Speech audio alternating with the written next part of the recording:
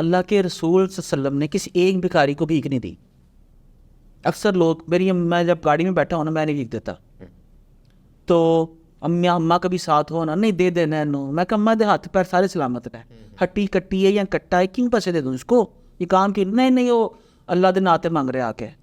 میں نے کہا اللہ کے رسول صلی اللہ علیہ وسلم سے بھی لوگ مانگتے تھے, ساری عمر بھیک نہیں دی, کیوں نہیں دی؟ جب بھی جہاں پر بھی دیکھا واقعہ پڑا, بھوکے سے بھوکا شخص آیا اور اس کو بھی کیا بھیجا, بازار کا رستہ دکھایا کہ بازار جا, یہ کھجوریں لے کے جا, یہ جا کے بیچ, یہ نہیں کہ کھجوریں اکٹھی کر کے کہا جاؤ بھوکے گھر جا کے کھا لو.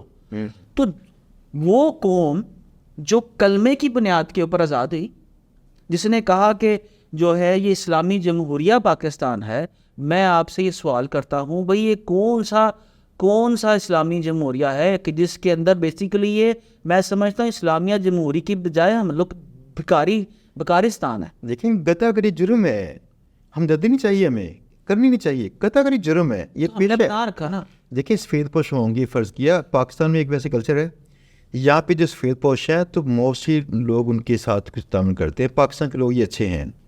لیکن دیکھیں جو گدا گری پیشہ ہے یہ تو جرم تھا, کیوں یہ لوگ تنگ کرتے ہیں؟ کیا ہمیں تاکہ ہم اس کے عادی ہوں. کہ ہماری حکومتیں بھی بکاری تھی نا,